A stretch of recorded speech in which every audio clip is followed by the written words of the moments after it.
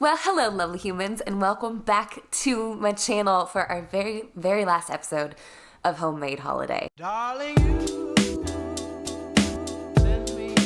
In this week's video, we are actually going to be making 3 different things, which I'm very excited about. I just can't show my excitement because I'm hopped up on Dayquil, because I'm feeling quite poorly, actually. So we're gonna make this brief so I don't have to talk as much and I have less editing to do. Each of these DIYs that I'm about to share with you are all $10 or less a piece. And one of them is this, right here. A wood bead garland, a 15-foot garland. I don't even know how to do the math for that right now. Now, we're not gonna pretend this week like I'm giving these to anybody else because they're so good that I'm not getting rid of them. All right, they're mine. I'm not giving them away. If you want to make them and give them to somebody, that's on you, boo. But these are mine, and I'm keeping them for a very, very long time. So without further ado, let's just jump right on into it. First, you're gonna need a template. And then, of course, some felt, some embroidery floss, and some embroidery needles. And of course, because I'm a little bit extra, I have some leather to create some tassels. This part is pretty self-explanatory. Cut out your template, otherwise it's not gonna work as a template. Lay out your felt and trace.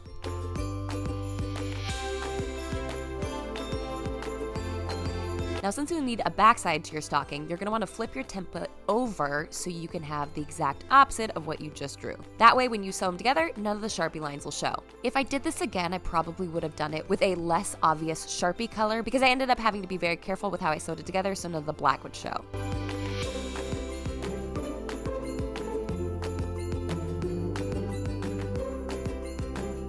I thought it'd be fun to add a little bit of a cuff to the top of the stocking, so I cut out an extra piece of felt to lay across the top. And for a little bit more fun, I curved the corner so it just felt less sterile. Is that a way of phrasing that? I just wanted it to feel a little bit more professional and unique. Using some of the other embroidery needles, I decided to mark where the cuff would land on the front of my stocking. That way, with the design that I was creating, I didn't go further than I had to, because who wants to make more work for themselves? Here, I'm just doing a simple running stitch, and that is where you poke the needle basically in and out, to create dashes on the face of the stocking. Please do this super carefully. I don't want you stabbing yourself. I did not stab myself. I did it carefully, but watching this footage back, I look a little aggressive about it, a little hard to poke the needle through. And here's a pretty decent close-up of what a running stitch looks like. Basically tucking the needle through, pulling it through again, basically tucking the needle over and under, and of course, tying it off on each end. And then repeating to your heart's content to create your desired pattern.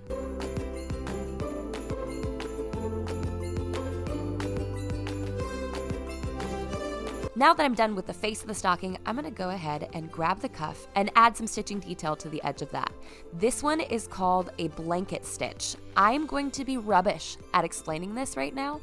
I will do my best, but let's all bear in mind that we're operating off of Dayquil at the moment, so I can't promise I will be super eloquent. So I pierce my needle through the back while having the long end of the string behind the hole that I just made.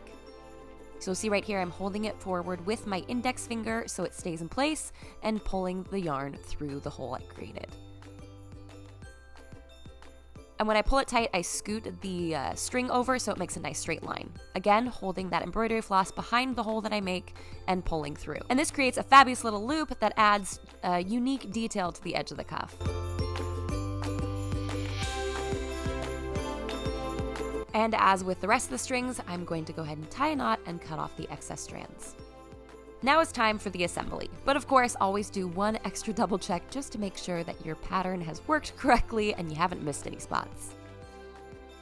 To attach the front and back panels together, I'm gonna do that same exact blanket stitch all the way around the edge of my stocking. I'm gonna be totally honest with you here. There were a couple stitches that were not great. In fact, if I did it again, I probably would have taken my time and been a lot more efficient about my spacing for the blanket stitch to make it look more even. But I was doing this pretty late at night and excited to just get it done. So I did pull out some stitches and redo them. Wool is extremely forgiving, so feel free to redo it if you need to.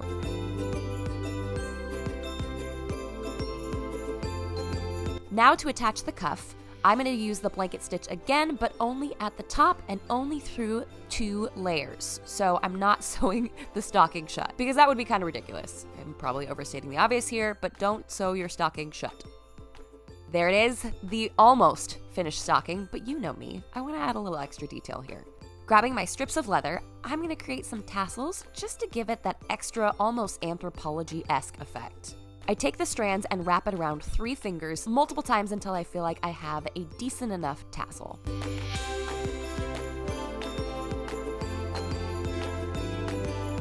Grabbing some of that embroidery floss, I loop it through my pointer finger and my middle finger to create the neck of the tassel, and scoot my fingers on out because I'm starting to lose feeling in them. I think I wrapped it a little too tight.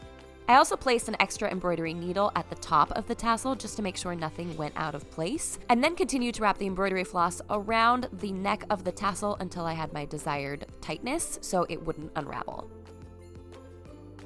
And of course, trimming and tying a knot in the back so, it doesn't fall apart. And then looped more floss through the top to attach it to the stocking. And because I couldn't make just one, I made 3. One of the light leather, one of the dark leather, and one with more embroidery floss. I almost forgot to create a little hanging loop for it. So this I actually filmed today.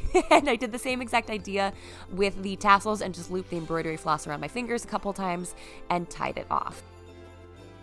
Here it is, the cutest little boho stocking you ever did see. I think the tassels really make it. It probably would have been a little lame without the tassels. So I'm so glad that I tossed those in there at the last minute.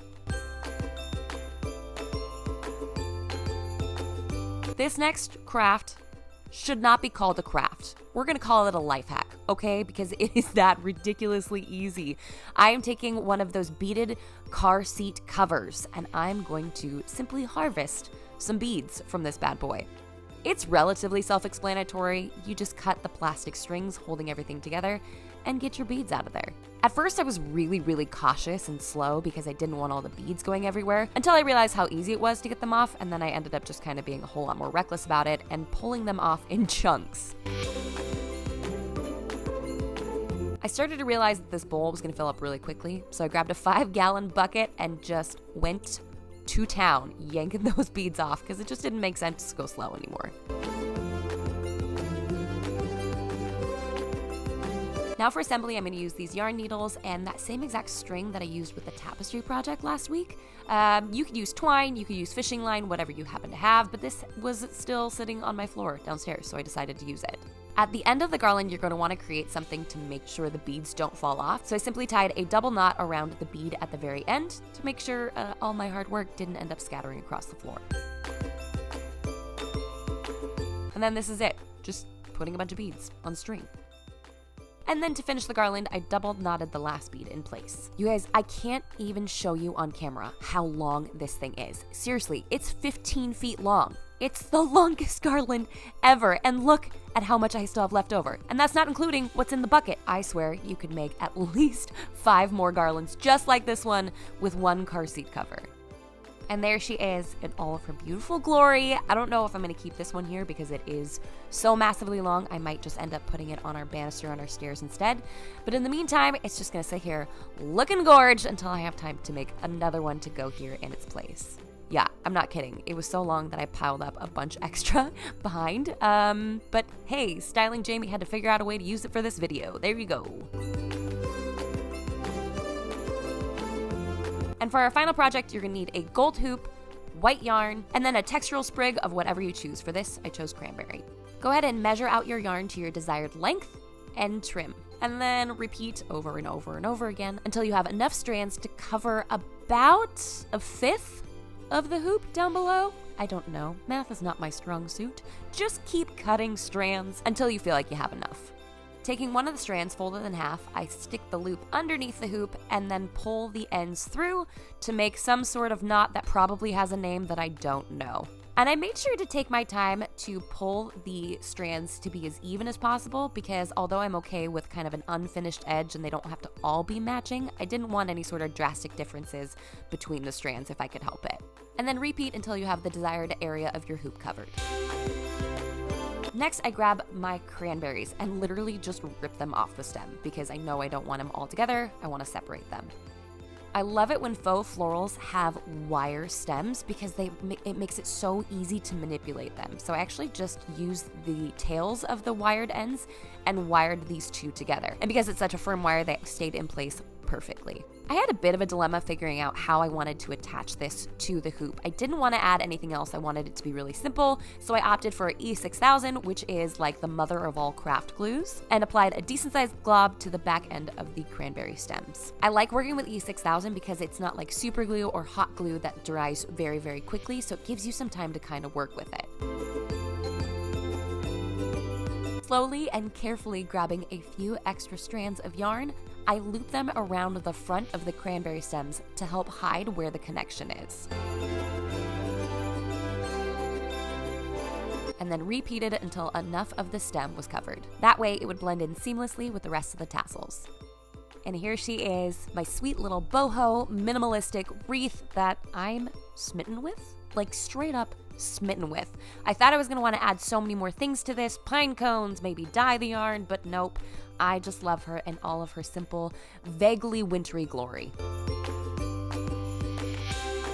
Which one of these DIYs was your very most favorite? Let me know in the comments below. I can't wait to hear from you guys. I don't know which one my favorite is. I'm definitely obsessed with this garland because I feel like it can be used year-round, so I don't just have to use it during Christmas. But also that wreath was so simple and so beautiful, and I love the statement that it makes, and I love how easy it was to make. Like, I feel like you'd pay a lot of money for that from someplace like Anthropologie or Urban, but I didn't. No, that thing was less than $10 to make, which is okay by me. So that's all we have for today, folks. Thank you so much for stopping by. If you haven't done so already, subscribe, because Vlogmas is coming at you in just a handful of days, and hopefully I'll be feeling a little bit better by then. If not, then you just get more of this voice, which is fun for everyone, okay?